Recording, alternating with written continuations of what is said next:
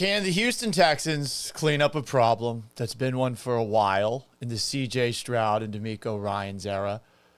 There was an epic fan fight between the Texans and the Rams, and a major announcement on my end. I'm Paul Gallant, and this is the Gallant Says podcast. Let's go!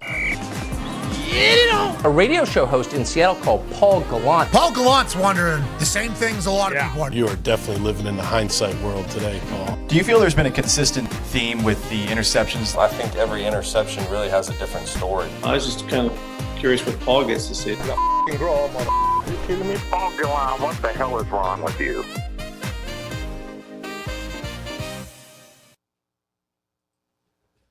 Hello and welcome aboard the Gallant Says podcast. It is Wednesday, September 10th, live on YouTube at Paul Gallant, on Twitch at Gallant Says, on X and Twitter at Gallant Says, on Instagram at Sports Gallant, and on Facebook at Paul Gallant Sports. We are figuring out a new time to do it. It's also available after the fact, wherever you get your podcasts, Apple, Spotify, SoundCloud as well. If you want to cut me off mid-thought, super chat me. I'm poor now on YouTube, and I'll play this. Paul, stop talking. Listen. That's former Houston Texan Wade Smith telling me that once in studio, but I will eventually get to your comments. We've got a lot of stuff to dive into, and it does seem we are up and running on all of these social media apps. You might be wondering to yourself, hey, Paul, don't you have a radio show to do today? No, they took me out back and they shot me like I'm Tommy DeVito in Goodfellas. Fuck! Yesterday, after the show, I got a text at 2:55 from the man in charge, and I knew exactly what was coming. I say that because I've gotten that text a couple of times over the course of my career in radio. So I'm going through a wide array of emotions after they told me they weren't going to keep me around. They told me it was for budgetary reasons, and that is definitely very consistent with the experience over there, where generally from 10 to 3, you're never going to make the kind of money in that window where people are generally at work and no longer driving that merits a show sticking around. And I'll be honest, I'm just thankful that I got 3.5 years to do the exact kind of radio show I wanted to do. Really, I had no one telling me what to do. Honestly, at times, they probably should have told me what to do, you know? But I thought it was a whole lot of fun, the show that I did. Sean Mapes was a fantastic producer. I'm really going to miss seeing him every single day. But everyone at ESPN Houston, I got nothing bad to say about that place. Like, they really let me do whatever the fuck I wanted. Except for swear, but that's the FCC. That is not a Gallant Media thing. And hell, I mean, I would swear occasionally for effect on YouTube and Twitch. If you were watching along, we'd press a button and it would censor it so that your ears wouldn't be able to hear the bad language. So, first, I'm just going to give some shout-outs to the people that did work there. Joe George, who is holding that thing together as best he can. John Granado and Lance Zerline, that's the longest-running show in town. I love those two. John reached out to me. I think he was the first one to reach out to me. Dell and Jeremy, and unfortunately they let Joel go too. Just a lot of shit in one day, but never had a bad thing to say about anybody there. I wish them all the best. You know, radio is a rapidly shrinking industry, and I've been blessed to do this for as long as I've done it. I've been in radio actually getting paid for it since October of 2011, and if you count college, which you shouldn't, but I mean, I started doing stuff in 2007. Is the industry dead? I don't know. I definitely think that they got to look at themselves in the mirror and wonder what it is we can do to save ourselves. I've said this multiple times privately. I've never said it on the air. This is an industry where the people that are at the top level were very, very, very bad about seeing what would happen next. There was no originality. It was always, well, we're doing things the way that we've done it. And I mean, that's how you die if you don't adapt. Specifically, I'm going to talk about a couple of meetings that I've had. Not one-on-one meetings, but when I was over at 610, the Texans flagship, the head of the company, Odyssey, David Field, would stop by for an annual town hall. And I always asked the same question. Twice to Dave Field. One time, I looked all professional. The second time, the Patriots had just beaten the Falcons in a Super Bowl, and I was hungover wearing gym clothes. But I asked him the same thing. What are you doing to guarantee that I will have some sort of job 10 years from now? And they gave some bullshit cliche answer that you would generally hear from NFL coaches. So that doesn't make you feel great, but you're like, hey, I'm young. I'm really good at all these things. I'm hosting a TV show. My career is on an upward trajectory. There's no way that whatever these people are doing at the top is going to get in my way. And alas, earwax. I got canned 3 times after that for a variety of different reasons. At least this time I wasn't told, you're not a fit, which I was told twice. It's a very vague thing to say. But it's one of those things where the industry itself got caught not being forward-thinking. And I feel like had they been more forward-thinking at, like, looking what podcasts do, where there's no commercial breaks. There's a guy reading a commercial in the middle of the podcast, and he gets right back to action. 4 or 5 minutes of commercials in 2025. It's fucking nuts, you know? I've always thought that. Hey, see ya. We'll be back. People aren't sticking through, a 5-minute commercial break. So I've told people in radio, I think that they should move to the podcast model when it comes to commercials. And also, I've been a big believer that it needs to be more video intensive. And I think some radio stations have understood that, but they haven't figured out a way to monetize the video side of things and also just to push the video side of things, And they all should. But at this point, it's too late, At this point, it is too late. But if you are tuning in, my time at ESPN Houston is done. No hard feelings. I wish everyone the best. It has been really, really awesome these first, 21 hours or so post getting canned. First, a real big shout out to my girlfriend, Madeline, who is watching or listening. I don't even know what platform she's doing it on, but I love that woman so much. She has been awesome to me over the last couple of hours. We went to Easy's Liquor Lounge right after the show, had a couple of drinks, and then afterwards I was like, I need to do what I normally do whenever I'm trying to emotionally figure myself out. And you know what it is that I normally do? I normally watch a TV show. I told her this funny story. I guess it's not really that funny. It's kind of sad. But when my dad told the family that he was leaving, I remember I just sat on the couch and I watched a TV station called TNN. And I watched, I'm not shitting you, a TV show called When Good Pets Go Bad. Like there was a marathon of it. When good pets go bad. And as I tried to just completely check out of the fact that my family had broken up, I remember vividly watching this dude try to moon a donkey, and then the donkey started humping his ass. And I'm like, what the fuck? What is this? What is going on?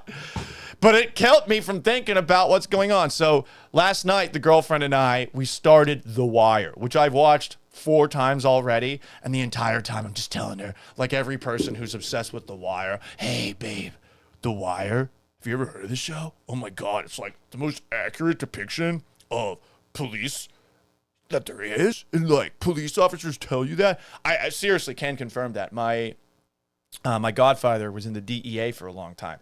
And he always used to tell me that this is the like most accurate depiction of the po-po that there is. It's a great show. So we watched a little bit of that last night. But anyway, yeah, your boy, he is shit canned. That was kind of cool. I'm unemployed. And everyone who has sent nice things to me, thank you. This time I'm actually going to respond. I always look at a task that involves responding to a lot of people, and I get overwhelmed by it. And I will probably individually respond to every single person who has reached out.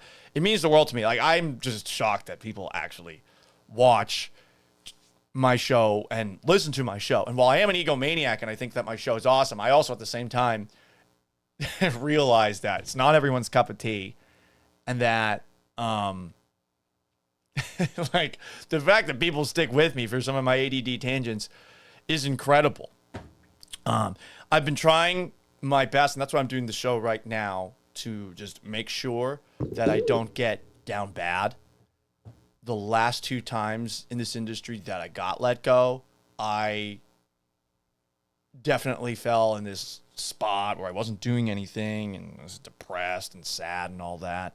And mad more than anything, like mad at the last 2 employers, because I was like, how dare they?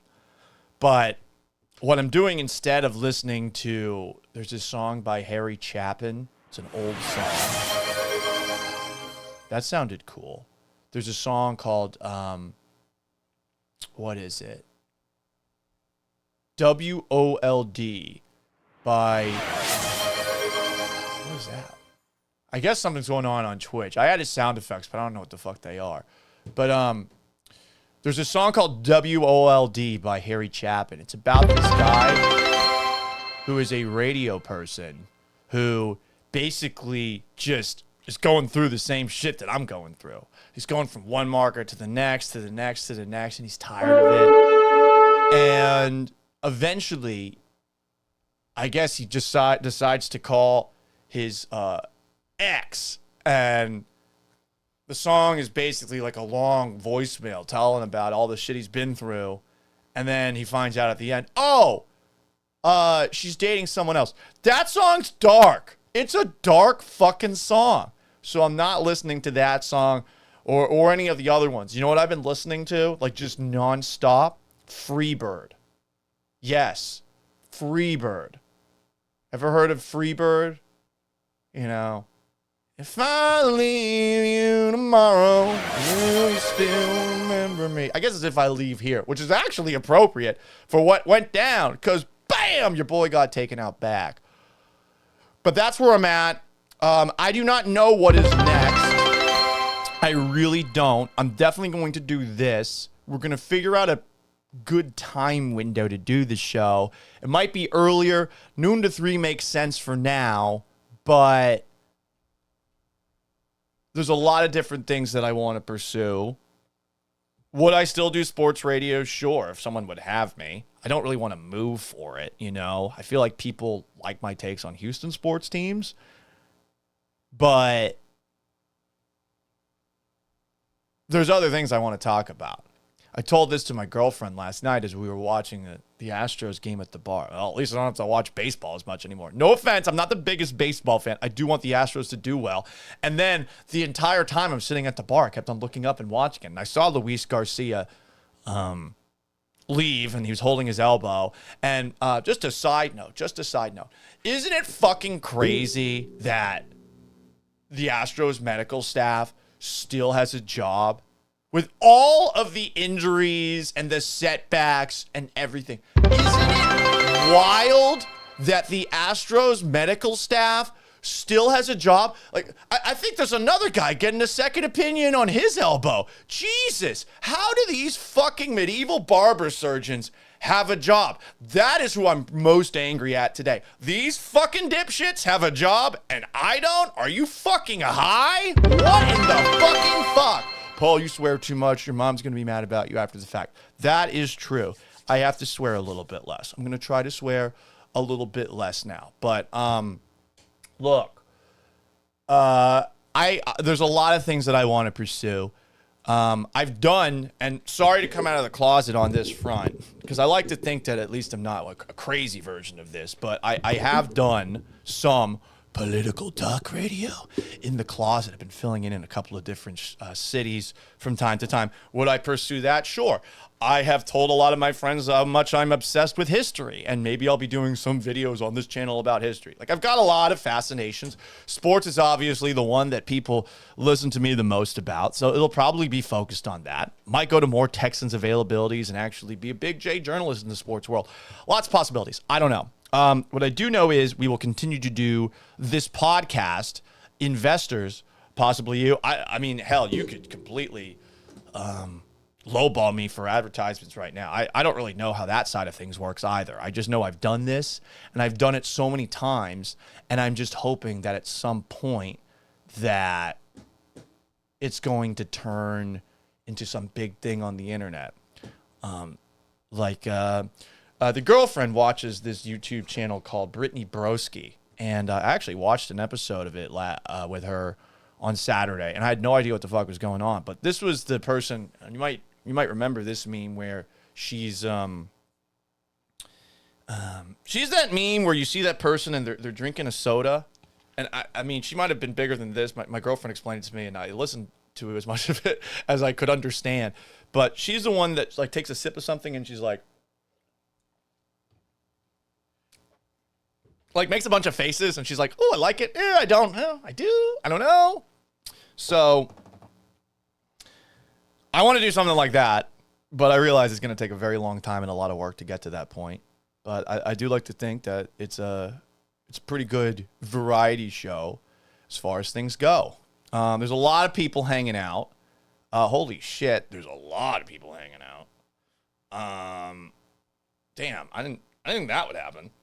But appreciate everyone for stopping by. And I am actually going to give you some content for a show today, but let me go through some of the comments first. And I don't know, I guess pat myself on the back and give myself a little bit of a BJ as I yes, revel in all of your love. Oh, love me. Love me. Love me. What do we have? Oh my God, Jesus Christ. This is a very, very, very long rant. SU Mellow 2K1, one of my biggest haters on the ESPN Houston listener show, radio show, is here. SU Mellow 2K, appreciate you stopping by. What other comments do we have here? Blah, blah, blah, blah, blah, blah, blah, blah, blah. SU Mellow 2K1. All bullshit aside, I'm definitely your biggest hater. You annoy my fucking soul. But you have great ideas, it seems, about how dying radio should adapt. Podcast is the way. Maybe you should produce. I don't know if I can shut up long enough to produce, on a serious note. I'm the star of my own little show. But 3-hour radio shows are also a difficult thing to do. Paul, no, it's not. I mean, it's not. You're right. I put a lot of prep into the show. I always feel like you want to talk about something fresh over 3 hours. And when you're talking about the same things for basically people who are listening 15 minutes at a time over and over, having a fresh angle on it, it's actually tough, you know? And that's one of the things that the industry is going to have to adapt to, but I don't know if it will.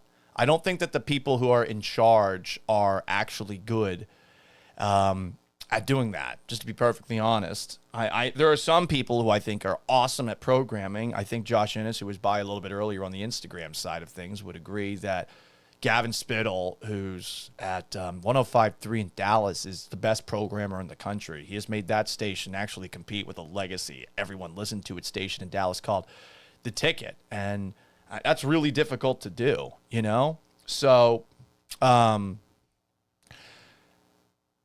see what the future of this industry is. I'm going to continue to roll through some comments here.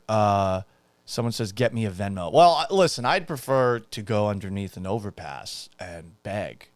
Maybe I'll be one of those people who, like, aggressively washes car windows for money. Aggressively does it. And then I'll, like, look at you hard, and you'll feel obligated to pay me. You'll feel intimidated into paying me. I'm sure that's how they do it, right? You're like, oh my God, this person might hurt me. I could also just go under the overpass and, you know, do sexual things. I mean, your boy is definitely a 7. So aren't they going to pay for that? I kid. That's illegal. On the Instagram, Roland Bassett says, Old Yeller treatment. Yeah, but I didn't have rabies, at least. You know, Old Yeller deserved to die. He had rabies. Rabies are bad. Can't really do anything about them once you get them. That's it. There goes that restraint. More of that on Instagram. Javi Goodtime says, I feel bad for Mapes. You were a good duo. I miss Mapes. I think he's still employed there, you know? Island Boy Wonder says, gonna wear sunglasses. Yeah, that's why I do it. If you've listened to my radio show long enough, I wear sunglasses so that I don't have to make eye contact with people in case they panhandle. What else do we have here? Some Venmos, blah, blah, blah. Shout out to all the Twitchers who are paying me.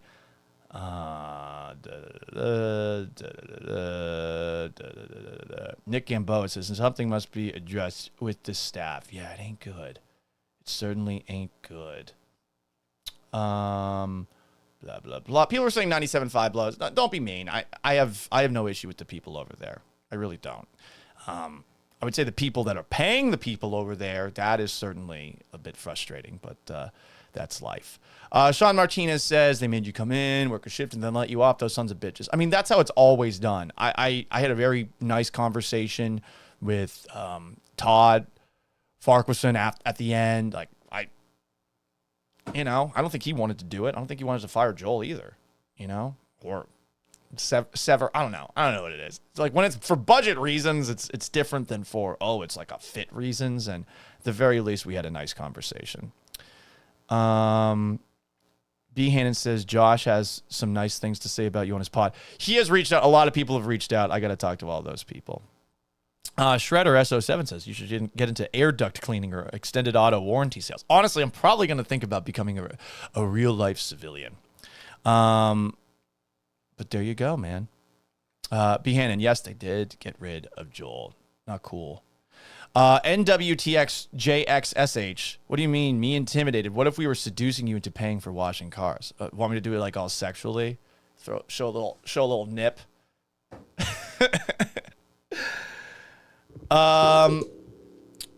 So do you want me to talk Houston Texans or do we want to save that for the end? Because there actually is something that went down, and I don't think a lot of people have broken it down in a way that I can break it down. So I'm going to show you a headline, everybody. It's at the New York Post. Hang on, let me make sure this is muted. Female fan bloodied in disturbing fight at Texans-Rams game. A violent altercation was captured on video between fans during the Rams win over the Texans on Sunday, which left the woman bloodied when the dust settled. The fight took place inside SoFi Stadium in Inglewood, California. What a fucking shocker. A fan fight in Los Angeles? Oh my God, what? More in this article.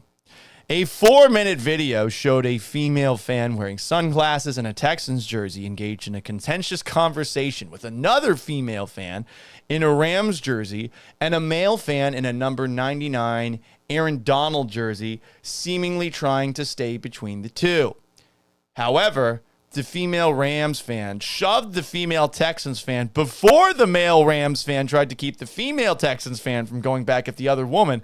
And a man wearing a Texans jersey attempted to keep the sunglasses wearing woman from going back at the other female. Okay, these descriptors are fucking garbage. So fuck it. Let's watch the actual video. Here is the fight. Fight, fight, fight, fight. Let's take a look here. Oh, look, you got a Rams hat. Pause for a moment. Pause for a moment.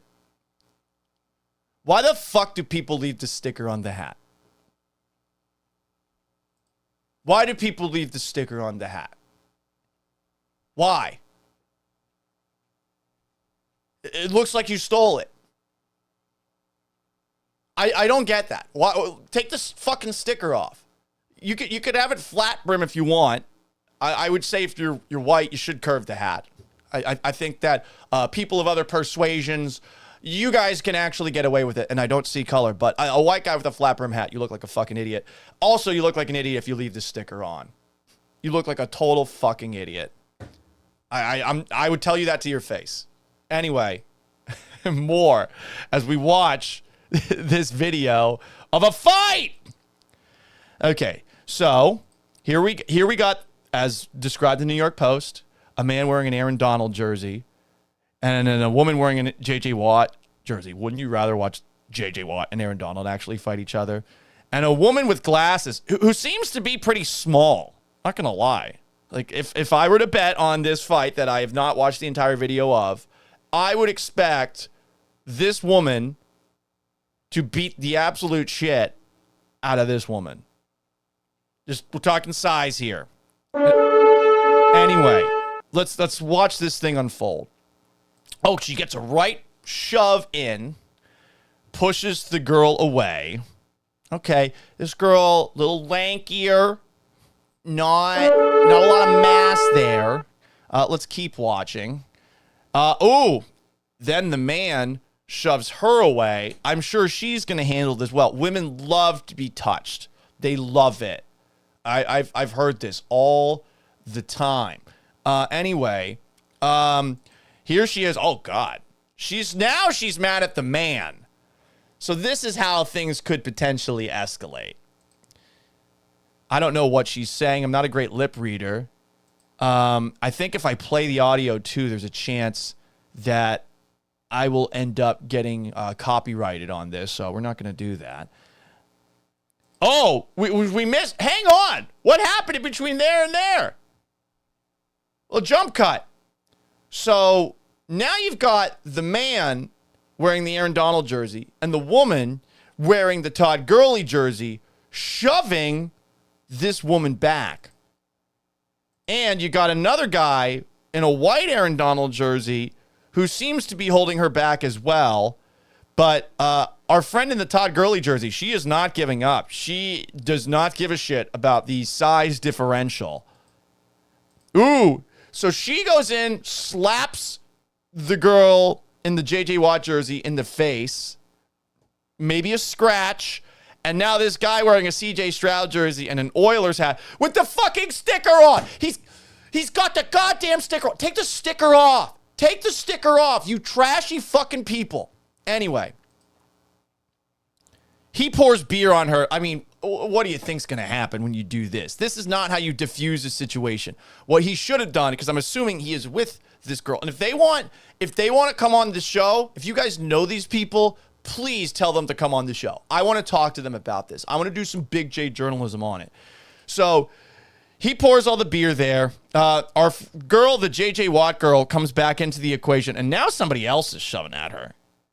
This other girl. Ooh, look at this girl who is shoving her friend to the side to also enter the fray. And she's grabbing at her. Oh, and she connects with the right hook. Oh, that must be where she started bleeding. And now you got a guy in a Puka Nacua jersey stepping up. The camera work here is god-awful. Oh, and now the man has gotten involved, and he's getting his shirt ripped, and he's taking it from the guy wearing the Aaron Donald jersey, who seems to still be trying to defuse the situation. Now you got a dude in a cue ball look coming into the picture, who I think is trying to separate this. Now we got another jump cut. Oh, boy. Hang on a second. Hang on. Let's do a little enhancing. Enhance. Oh, I can't zoom in anymore. Okay. There's a man wearing an Aaron Donald jersey who is holding a baby in his left hand. Huh. Let's keep watching this thing here. Okay, so the man in the Aaron Donald jersey with the baby, I think, is about to enter the fray. Oh, and he punches a man wearing a CJ Stroud jersey in the back of the head. So I'm torn here. I mean, on one hand, you shouldn't be holding a baby and punching somebody in the head. But on the other hand, especially if you're right next to an awning that does not go up that high, that will go probably pretty far down. These people are up in the nosebleeds, right?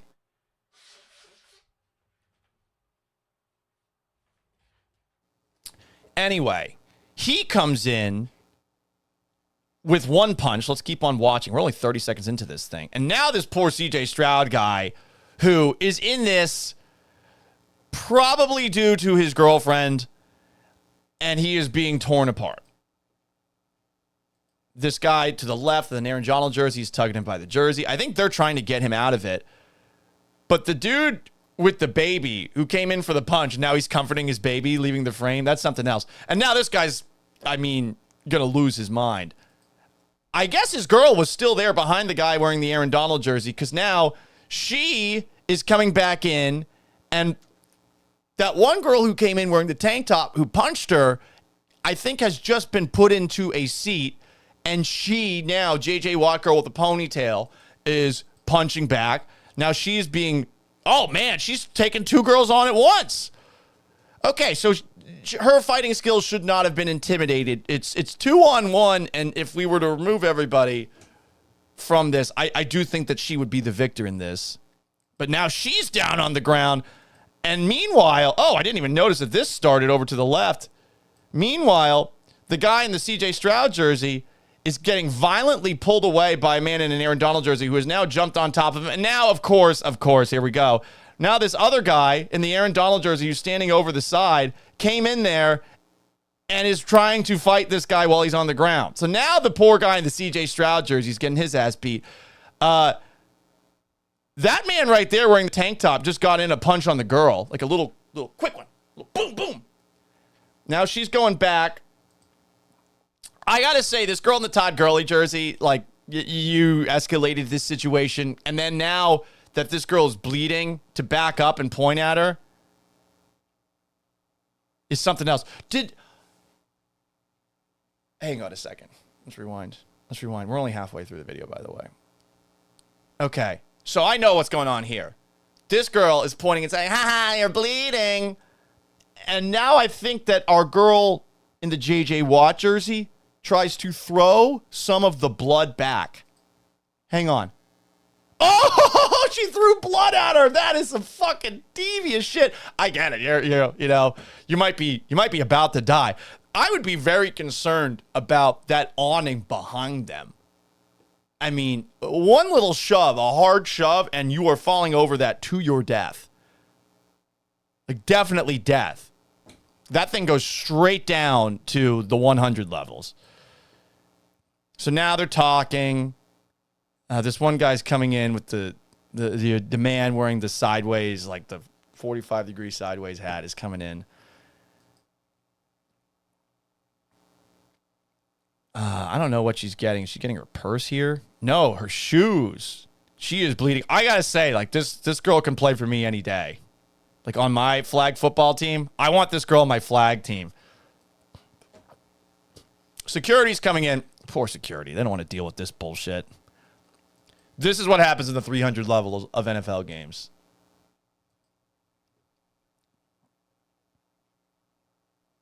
This guy in the Stroud jersey, I also should not have poured the beer. He definitely escalated it. And now all the Rams fans, I'm imagining, are blaming it all on the Texans fans. You got some shouting. Security's like, dog, I ain't no detective. I'm getting paid like $15 an hour. I hope he's getting paid more than that. And another security person comes in, and this girl comes back into the fray. Definitely not helping things. Oh, my God, this guy is... I would do this. I would do that. If I got my ass beat while my girl started a fight or was brought into a fight by these people over there and started bleeding, I would be pissed too. And I just noticed something here, and we got other camera angles of it. That one guy just took off his his Aaron Donald jersey. He's probably going to try to sneak out of this bad boy thing. Throwing blood. I've never seen someone throw blood at somebody else. So now she's leaving. She's being escorted out. Oh my God, she looks like a Viking. That girl held her own. The boyfriend less so. The funny thing is now, I mean, if somebody actually wanted to do detective work and get people in trouble or get people arrested, I mean, you could. The LAPD could crack down after this, but will they? No, I wouldn't think so. I have other camera angles if you want to keep watching along the fight. A lot of dudes wearing backwards hats and hats with the flat brim. The flat brim, I can tolerate. I can't tolerate the fucking sticker. Here's another angle of the fight. I think this is the aftermath. Oh, this guy right here. This guy who shoves the woman and then he takes the Aaron Donald jersey off. Look at this. He's pointing and he just shoves her. I mean, shit, dude. He could have knocked her over that edge. He's got the high ground. That glass awning, I'm guessing, is not that strong. You definitely shouldn't lean on something like that. He's big enough. If he shoves a little harder, that could have gone very, very poorly. And the focus is on the Texans fans who's losing his shit. Okay, they get taken out here. Same thing. Again, she looks cool coming out of this. She actually looks cool. No one should fight, but this happens at NFL games all the time. Here's another angle. We got this one from behind. This is the fight's already happened. Let's see. The guy in the Aaron Donald jersey is the one I'm focusing on in the back. Pointing. This security guard. This guy right here, this security guard in the little with the blonde afro, like, who the fuck is he stopping? And I think he knows that. He knows. He's like, yeah, man, ain't worth it. This guy, shout out to him actually doing his job. Now he's holding up his fist, cocked back. Look at that. He just shoves her in the face. A quick little point to the face. One more time. Boom. Poked her in the eye. And look, like, her ass is on this glass awning, which I'm sure is not that strong. I guess there is a little bit of space for you to theoretically catch yourself, but like, you're falling a long way there. Here he is, Aaron Donald guy taking off his jersey, hands it to his friend. Is it because he doesn't want to get his jersey ripped or torn? Or is it because he doesn't want anyone to see him? He's telling him to come on back. Hey, Jesus Christ. And now it looks like we might be seeing a police officer involved. Are they going back to the scene? Yeah, we're going back to the scene. All right, we got more. So this guy's still going. And now a security guard is getting behind his two friends, and he's hugging both of them. I think he's trying to get out. It's a pretty good job of boxing out by his friend. That's a real one. I love how he's like holding his hands up. He's just getting in the way. Now they've surrounded the J.J. Wattless jersey guy. He is not resisting. They're just putting the handcuffs on him. Who is he talking to still? Now is he talking to his friend? They're talking about exit strategies? Huh. Man. This is something else. Oh, yeah. Now they're arresting this other guy, too. Why? Because he took the jersey? He was found with the weapon? Man. And now everybody in this section is losing their shit. Very, very interesting.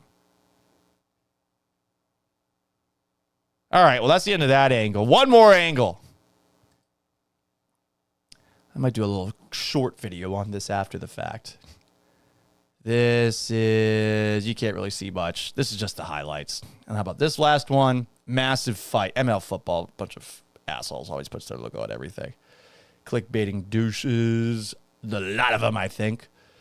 Man, he's so mad. I don't blame him, though. I would be that mad in that situation, too. All right, so there you go, guys. That's a fight at a Texans-Rams game. You know? A big old fight. Clarence Marshall says, what ass, LOL. Yeah, definitely a little bit lanky, that lady. But she seems to be a strong, powerful, independent woman, you know?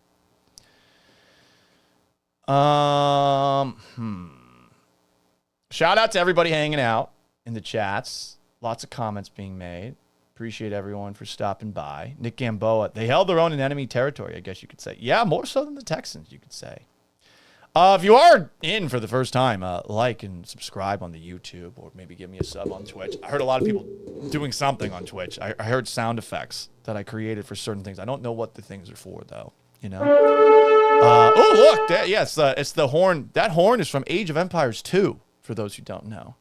It's a video game I was very much a fan of. I'm going to play it myself. Glenn Too Deep is asking, I don't know how that works, but yes, sure. On the Instagram side of things, Ultimate Fan HTX says, shoot out, bro. It's only the first game. Yeah, it is the first game. Like, I'm not freaking out about the Texans' first loss. I'm not. I don't think anyone should be. I think this is one of those games that reminds of past games, and that definitely is a little bit frustrating. But I don't think this one game is anything to be losing your mind about, you know?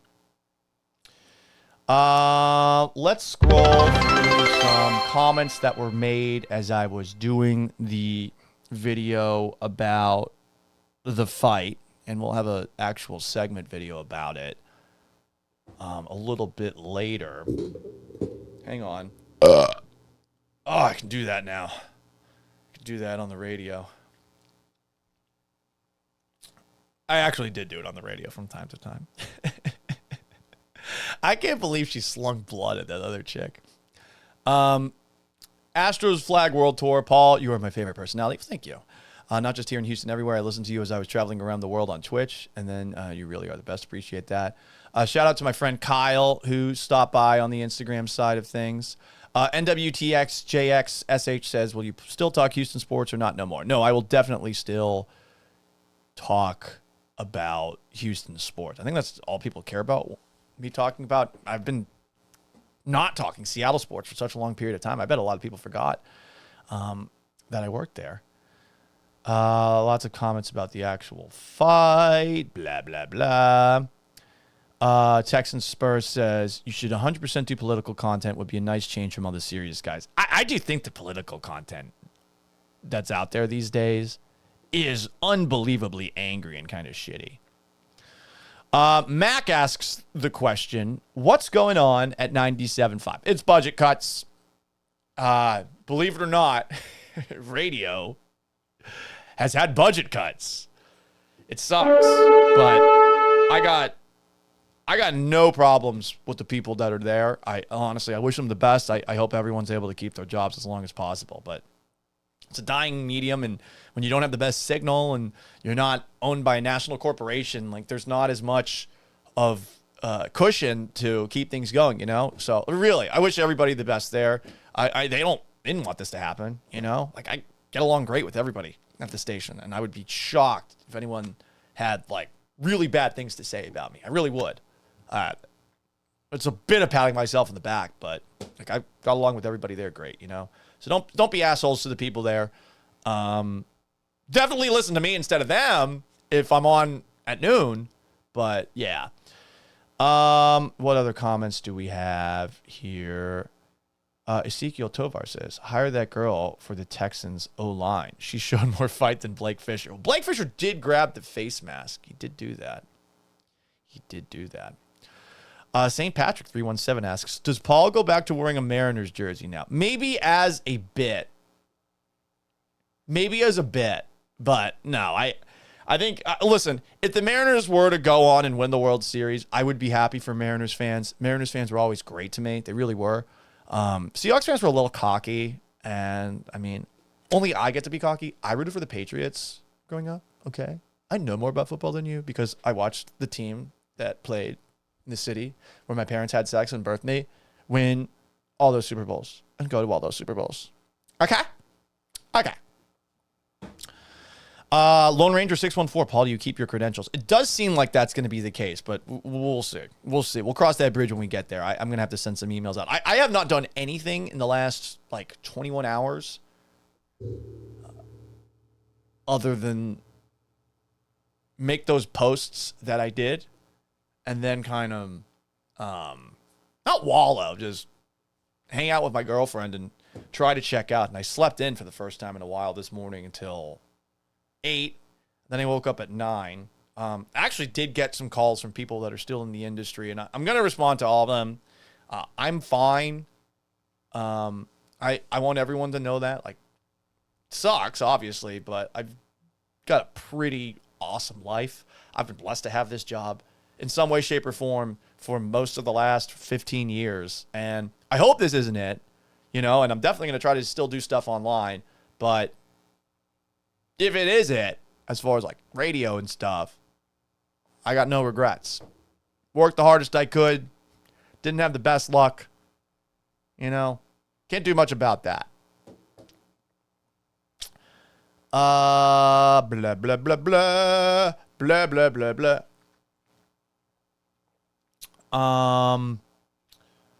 Shout out to DeRhino. Paul, stop talking. Listen. My man, you have a unique style and voice. The shackles have been taken off and you will do amazing things. It's congratulations, actually. Let's go. Huh. Well, I appreciate that. I did promise a Texans segment, and I know the thumbnail on the YouTube side of things, you were probably hoping to get a quick little take. So I will give it to you. Okay? And then we'll wrap things up, and you can ask me any question. I'll give you whatever you want. Sunday's Texans-Rams game was certainly disappointing. I think we all were expecting to see a lot of new with a new offensive coordinator, a new offensive line coach. I think your expectations should have been kept in check by the fact that there is a real limitation in the receiving core. I mean, at this moment in time, we're talking about a unit that has Nico Collins, who you want to feed the ball to as much as you possibly can, but is without Christian Kirk. Hopefully he'll be back Monday against the Buccaneers.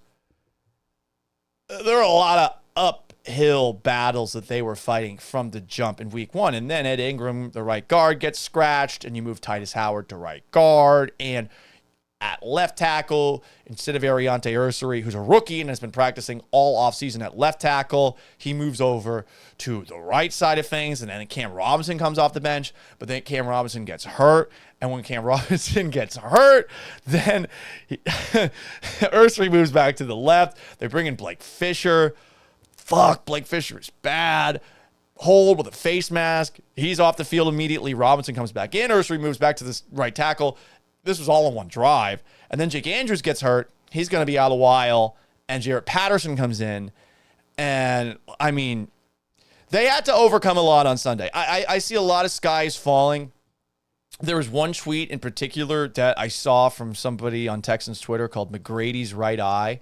He said, join Texans Twitter for some camaraderie, but realize y'all some overdramatic crybabies. For real, laughing my ass off. Yeah, dude. Yeah. I it's one game. I'm not trying to tell you how to fan. I'm just telling you the sky is falling, fire everybody's stuff. They lost on their road against a team that came closer to beating the eventual Super Bowl champs than anyone in the playoffs. Eagles played the Rams. They almost lost. They were a missed block, complete just brain fart where someone forgot to block was it Jalen Carter? Like, they had a running back trying to block Jalen Carter on third down. So that was 4th and long, and they weren't able to get it. But if they scored a touchdown, they would have taken the lead.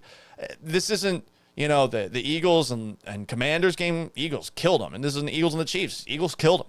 Rams came closer to beating them than anyone. So Texans losing 14-9 on the road. It's not a moral victory, especially with some of the same problems that you've seen for a while. But you shouldn't be, I think, crying and whining about this potentially being the end. There are things, though, to be frustrated about, for sure.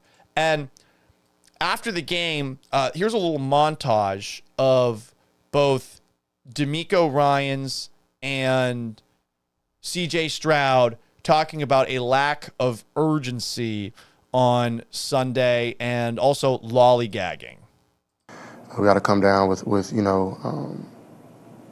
just better urgency, I think. Rams did a good job, but there are a lot of things that we control, penalties, eye discipline, just the urgency. We control all of that. We try to think positively and give ourselves a little grace, but also there's some urgency and there's some things we need to fix. So I know the conversations will be hard and, we'll be hard on each other, but I think it's a good thing. This isn't the first time we've heard them talk about urgency. This isn't the first time.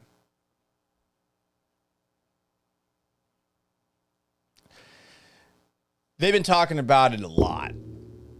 I heard it a lot from Will Anderson, specifically this offseason. He said it in the exit interviews after the Texans lost to the Chiefs. He said it a couple of weeks later as well at training camp. I mean, this is something where you would think if you're saying it as much as you're saying it, that you'd actually make it a point of, we're going to do this going forward. Here is DeMeco Ryans at the end of the year talking about Will Anderson discussing that sense of urgency and how, Will Anderson, who is a leader on this team, is the guy that we're hoping installs it in everybody else. I agree with everything Will Anderson says.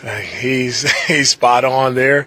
We'll take that sense of urgency consistently from everyone to, get to where we want to get to. So I mentioned to our guys today, like, my position and my role is to take this organization to new heights. And new heights for us is finding a way to get to the AFC Championship. So we haven't been as an organization, and to do that, we need, everybody on board, like Will Anderson, a guy who is the flag bearer for Swarm and the mentality and everything that we need from our entire team. So that was right after the Texans lost to the Chiefs. And I agree with what DeMeco had to say there. And this urgency need for it, it goes back. And the thing that you're going to hear DeMeco talk about in a moment is something that really makes me think of the Texans-Packers game last year, October 20th. The way Texans-Rams went was a lot like the way Texans-Packers went to me. You had a lot of shooting yourself in the foot with things you can control. The offense really had a tough time moving the football against a team that's either on your level or maybe slightly ahead of you. And it just felt like everything was really sloppy in a way that it shouldn't have been. And it just makes you feel like you're watching the same old Texans team that you've been watching for a really long period of time. So I'm going to go back to this other clip from DeMeco Ryans after that game, where he talks about urgency at the line of scrimmage for the Texans nearly a year ago. Being on the road for every team, it's going to be more difficult with the crowd noise. Right? That's why fans are important. They can truly affect the game by creating noise, especially in those third down situations. So we have to communicate in the huddle, get out of the huddle sooner, right? More urgency to get to the line so we can communicate and be on the various looks that we get on third down. You got to get out of the huddle and you got to get to the line of scrimmage. And That's something that we didn't see. We didn't see it on Sunday. And I think there are a lot of excuses to be made for it. I'm seeing some of them on the comments section. Rick Hagwood's asking, how quickly did Caley get the play calls to C.J. Stroud? Took the offense way too long to get to the line. Yeah, they had a delay of game on the first drive of the game. This is something that is not a Texans exclusive problem. When I was up in Seattle covering the Seahawks, Russell Wilson was so slow getting the Seahawks to the line of scrimmage. And they would get called for delays all the time. And people would blame Pete Carroll for it. But this is a quarterback thing. I get that, yes, the head coach has to tell all these players to be urgent and all that, but this is a C.J. Stroud thing. Because it was a Russell Wilson thing. I vividly remember there was a Seahawks 49ers game at the end of the 2019-2020 season. The Seahawks had picked up Marshawn Lynch during the week. Everyone was so excited that they had picked up Marshawn Lynch during the week because things weren't going so well down the stretch for them. They're playing the 49ers at home in a night game. They've got the ball on the 49ers' doorstep. And if they win the game, like they're winning the NFC West. And Marshawn Lynch like slowly trots onto the field. And it's this big fucking moment. It's building up to a sports movie kind of ending. And he gets into the huddle. And it's like the Seahawks thought that time just stood still. Like it was a movie. And they were too slow getting to the line of scrimmage.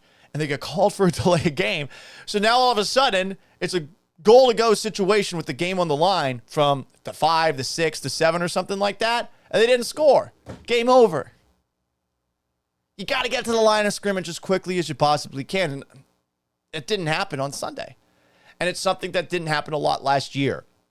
So yesterday at his press conference, the normal Monday press conference, but since it's a Monday night football game coming up this week, D'Amico Ryans was asked about urgency. He was also asked about penalties. We're going to stop and play along with old D'Amico Ryans, your Texans head coach. Staying on track and penalties, how much are penalties about discipline and maybe just like overcompensating for not winning your individual matchup? Yeah, so many different penalties happen in that game. So it's like, which penalty you want to talk about? It's, you have some penalties where you're being a little too overly aggressive at times. Some penalties are technical where, you're trying to be aggressive, hands come up a little bit. So things like that happen in the game, right? But the things you can't control for me are, the pre-snap penalties, right?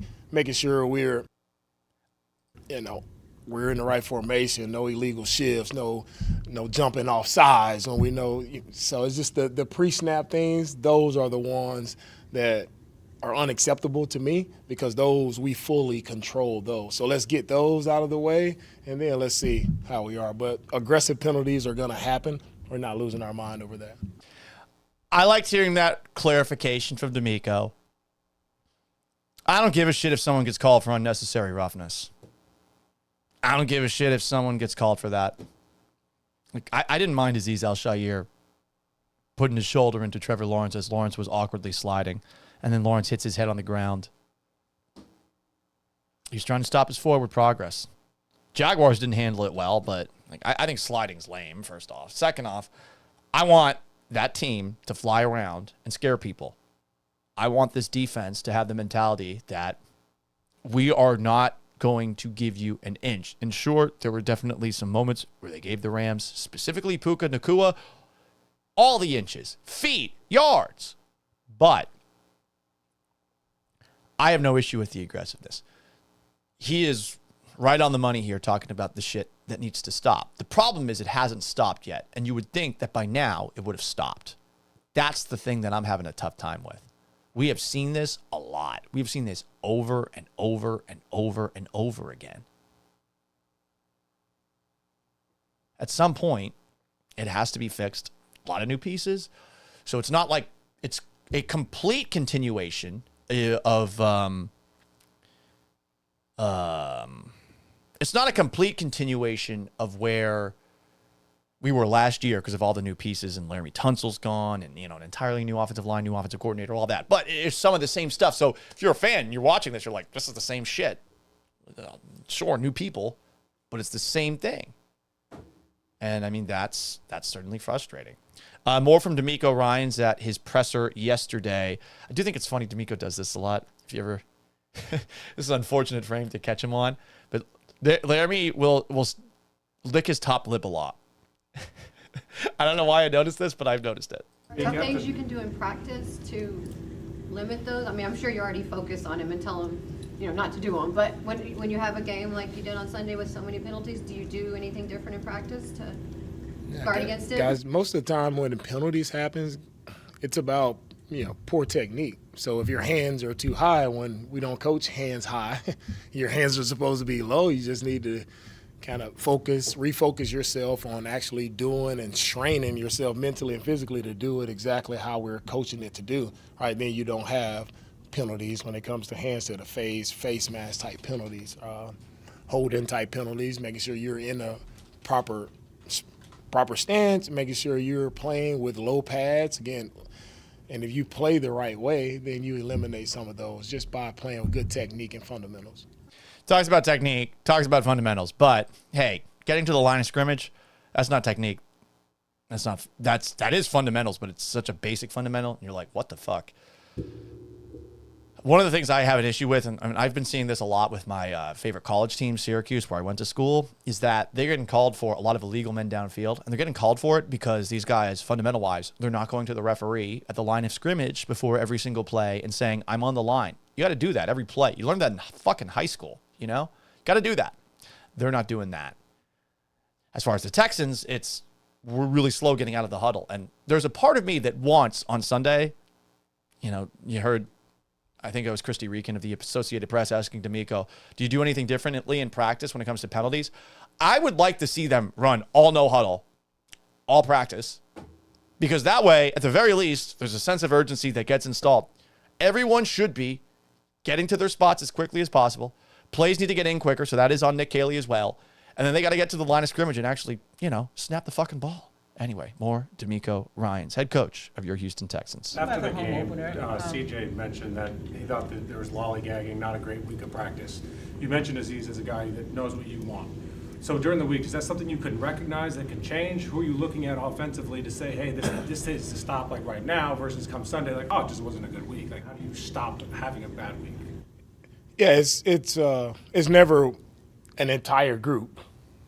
That's the one thing about it. So there are individuals that have their moments throughout the week, and the lollygagging, it's a term everybody want to use now. It's for me. It's an easy word to focus on, though, D'Amico, when C.J. Stroud is saying it after the game and also talking about a crappy week of practice. I think D'Amico's a little bit annoyed by this, but hey, CJ said it. Of course we're going to jump on that word. Anyway, more D'Amico. It is just our tempo, right, in and out of the huddle, right? We got to get in and out of the huddle quicker so we can get to the line of scrimmage so we can operate and make sure we got checks and things we have to make at the line of scrimmage. Well, to make those checks in the proper manner, right, we got to get out with some urgency. So the urgency piece from everybody has to pick up from the offensive side of the ball, right? The urgency picks up, and we'll be able to operate cleaner when it comes to pre-snap and post-snap.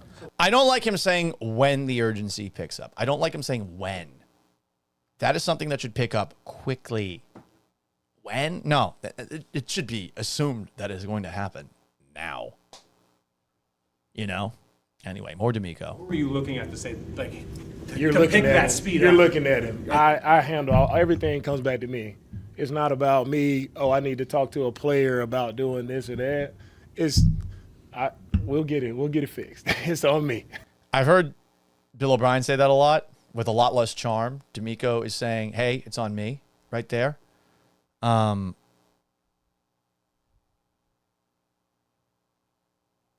Cool.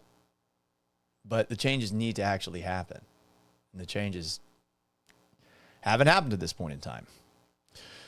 So there you go. This is all the content that I have for you. CJ Stroud, D'Amico Ryans. This is a big week of practice because the Tampa Bay Buccaneers are no pushovers. Last time we saw the Texans and Buccaneers on Monday night, it was a hell of a game.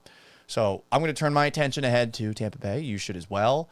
Sunday is now in the past, but it should not be something that they just move on from without looking in the mirror and saying, fuck, we got a lot of stuff to clean up.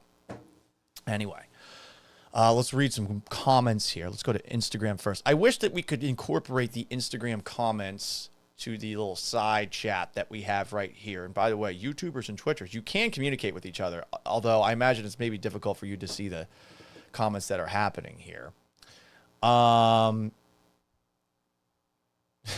friend Kyle asks, is that the light or are you becoming a silver fox? No, there's a lot of silver. There's a lot of silver.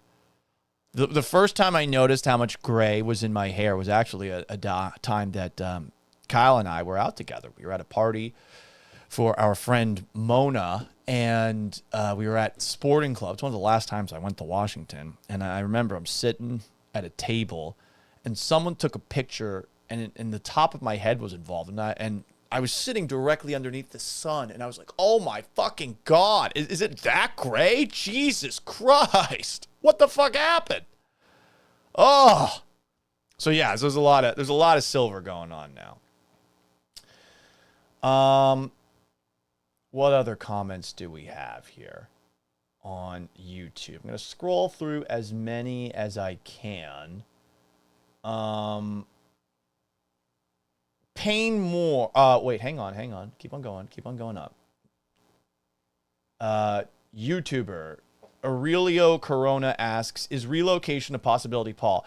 I mean, anything's a possibility right now, but anything that I do, I'm focusing more on my own personal life right now. I have stumbled into something awesome with a woman that I love, and yeah, we've done that exchange before. I don't know if she's still watching. If she is, Madeline, you can do other things now. But I appreciate you always watching. But for me right now, like whatever I want to do it here. I love Houston. Seattle was cool until the pandemic hit, and then the pandemic hit. I don't really want to relocate again. I've been relocating much of my life. Like I grew up in Massachusetts. My family split up. I moved to Florida with my mom. My dad and my sister stayed up in Massachusetts. I went to school in Syracuse. I came down here. I was here for 8 years. I go up to Seattle. I come back down. Like I don't really want to move again. You know, after a while, starting over in a new place, especially the older you get, it's tough. And I mean, I want to be around people I like. It's not like I'm afraid to make new friends and stuff like that. But like I have awesome friends here in Houston. I have great friends that I went to high school with in Florida. I have great friends that I went to college with at Cuse. I have awesome friends from Massachusetts still that I talk to. And Seattle, I've got a couple of friends as well. I can make friends elsewhere, but like to me, that's the most important thing. I would really have to, I think, be blown away by somewhere out of market to get a job. I will say there was a moment last fall where I was very close to getting a job elsewhere, but in classic radio fashion, they decided to go national, which I'm told that is what they're doing now on ESPN Houston. I think it's Rich Eisen.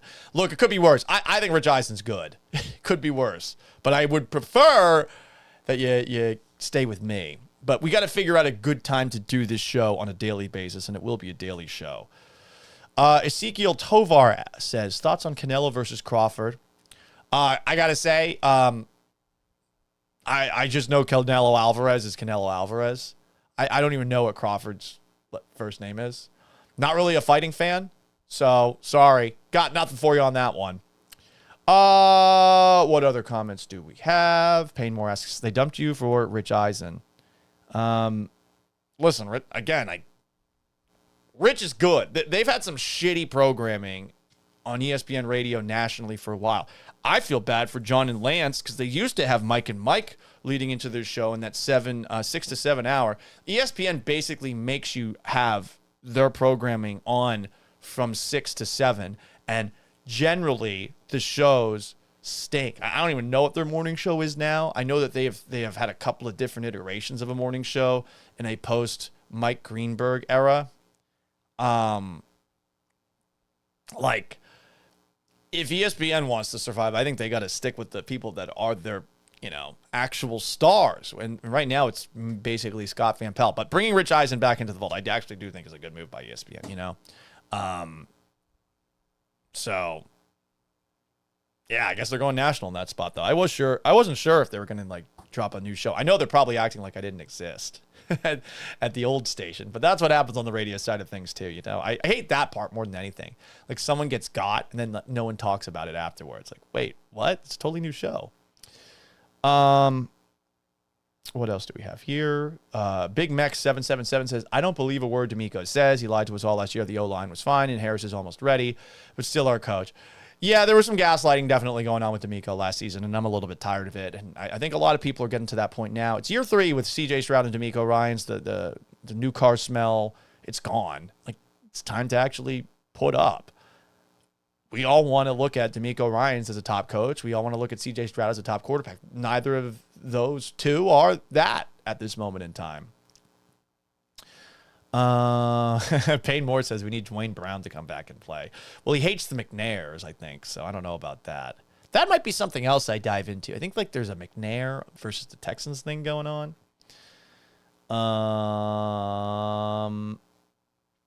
Coach Bojangles says, I hope you stay in Houston, Paul. I do too. Rick Haywood asks, have you considered getting together with the A-team on YouTube? Cody and Landry are doing 4 streams throughout the day. You should try to join the team. That is on them. They're definitely better at talking specifically about the Texans than I am because they have been focusing on it for such a long time. I'm not saying no to anybody right now. So you got a show and you're looking for a guest, like probably say yes. I know Texan commenter and I, who we had some beef, and then we got over it last year. Had left me a DM, and I haven't responded to it because I've just been shit at responding to people when it comes to just jumping on a show at some point. So I'm not opposed to working with anybody at this moment in time. But they also have to want me, and I don't want to, force my way in because that can be a little bit awkward. Like the time I joined the morning show at 6:10, even though I love Mike and Seth, I felt for them. It was kind of weird. Payne Moore says the defense is what keeps me from throwing my remote through the TV. Glenn Too Deep says D'Amico Ryans was part of a bad Alabama team prior to Nick Saban. Nick Satan, he says. Chris G. Paul, what do you think about Garcia getting hurt again? Seems pretty obvious to me. He could barely hit 90 in the last 2 starts. Something was wrong. But yeah, but he was looking good until he got pulled, which is the same way he looked the last time he got pulled up with an elbow injury. I feel awful for Luis Garcia. I just feel awful for him. I really do. It sucks. You fight your way to get back. You're actually looking okay, but the velocity's down. And then it snaps again. And, I mean, remember, he was close to coming back not too long ago, and then they shelved him again. And I feel awful for him. I really do. Easy to blame the Astros medical and training staff after something like that. I saw it happen. I saw him walk off. I'm like, are you fucking kidding me? Like, I actually stopped feeling sorry for myself sitting at the Bar at Easy's Liquor Lounge drinking my frozen margarita. I think they have the best frozen margaritas in town for what it's worth, but it's really sweet, and after you have one, you don't really want to have any more, which is actually perfect, because that way I don't end up getting shit hammered. But, yeah, I remember seeing that moment, and I stopped thinking about myself for a little bit, and I was like, fuck! I guess I'm going to lead off tomorrow's show talking about, oh, wait, forgot, no radio show. Hugh Dab said, someone said I passed away. That's pretty funny. I should say that. Yeah, I'm dead. Byron Basker says, Paul, I turned on the ESPN app and I was shocked to hear Rich Eisen on the app. You'll be missed. Thank you very much. Glenn Too Deep says, I love Paul, Houston man. Thank you. There are 5 Twitchers who I am a fan of who, you guys now have a home here, but you've changed your handles so much to get back on the ESPN Houston Twitch that I don't know any of your names, but I appreciate you guys stopping by. Mr. Robot says, this offense sucks again. Great show, by the way, Mr. Robot. They should have already been urgent because they sucked last year. That is fair. Blah, blah, blah, blah, blah, blah, blah, blah, blah, blah, blah, blah, blah, blah. I'm just going to play some random sound effects as I scroll through. You fucking grow up, motherfucker. Are you kidding me? My team's the Republican team. Go team. My team's the liberal team. Go liberals. I forgot I said that. That's actually a clip from when Landry came on the show back in 610. It's football time in Houston, and we're ready to play. Yeah, love it. Balake says, Paul, I appreciate you. We'll be supporting you no matter what you do. Obviously, it's a sign from the universe to do your own thing. Hopefully, I can find a way to monetize this. And again, if you're looking to advertise anything. I don't know how any of that shit works, but holla. Coog Blaze says, I think a great time for a show is now or 10 to noon. Well, maybe I'll go back to 10 to noon. I have no idea if they went national in that 10 to noon window either. Like I hope Dell's still getting to do his show, but I truly don't know. There's a part of me that doesn't want to compete against the ESPN Houston guys because like none of them did anything wrong. You know, it is the people who are paying the radio station. Those are the people that, specifically one person that I'm not the biggest fan of, but I've never met the person, never talked to the person, tried to initiate a conversation with this person, and I always felt like he thinks he's better than me. And this is me overthinking it, so I don't want to like point at somebody and say, fuck that guy. But anyway, St. Patrick 317 asks, were you a silent ringleader in jazz? No, but I live right near it. I got to talk about Chill Dog. I never have actually talked about it. I thought about doing it this summer, but then I had that wedding up in Maine or New Hampshire or whatever the hell it was.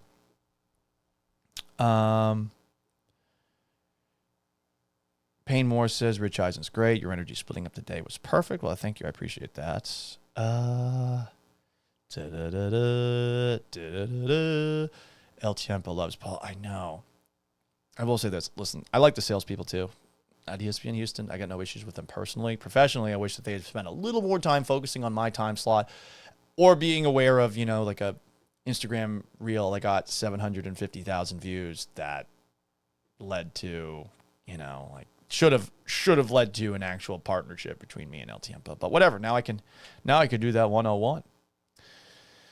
Blah blah blah blah blah blah blah blah blah blah blah blah blah blah blah blah. Wilbur Figueroa says, "Are we making this a regular thing coming on YouTube?" Yes, this is going to be a daily thing. I just got to figure out the time.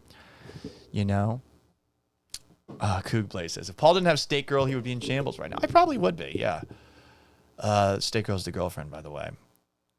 Ezekiel Tovar says, not going to lie, Paul, who the hell still listens to radio? A lot of people. You'd be surprised. You would be surprised. But yes, podcasts are in, blah, blah, blah, blah, blah, blah, blah, blah. Steak Girl's here. Oh, I'm a very lucky lady. Love you, babe. Aurelio Corona says, don't forget your Venmo. I mean, I don't know. I feel uncomfortable asking people for money. I really do. There's been a bunch of people that have told me, you'd be a great salesperson. And I thought to myself, but that means I have to make people buy something. But Paul, that's not what the job is. Like my dad actually, I had a conversation with my dad last night. My dad was like saying, like, that's not what this is all about. But I kind of zoned out. I love you, Dad. I got really nothing else to say. These shows will be longer. There will be more content. We'll bring back some of the stuff I was doing on ESPN Houston. There's a lot of stuff I got to figure out over the next couple of days, couple of weeks, but I will be doing shows. I'm going to be watching a little less Astros in the short term, so apologies for that. I know some people actually do enjoy my Astros takes, which I find hilarious, but we will get there when we get there, But if you haven't already, please smash that like button and subscribe on YouTube. Or if you're more of a Twitch person, give me a sub. I don't know what that means. I really don't. But give me a sub or something. I got to figure out how Twitch works. I'm also on X and Twitter, @Gallant Says. There's a @Gallant Says pod account as well. I'm on Instagram @SportsGallant. It would be really awesome if you followed me. On Facebook, too, @PaulGallantSports. We're figuring out a time to do this. There's a podcast version of this show. We will post this in its entirety. It's an hour and a half, and it's a lot of rambling. My hope in the future is on the actual Gallant Says podcast that there'll be shorter clips that are easier for you to consume. And that way you can still listen to whatever podcast you're already listening to. And you get a little bit of me, just a little dose, just a little fix. But I am on Apple and Spotify. if you haven't subscribed to that podcast already and you're more of an audio person, it's there. I just haven't regularly been posting content. So I hope that you sub there. I'm going to leave with some words from a very wise philosopher. You know,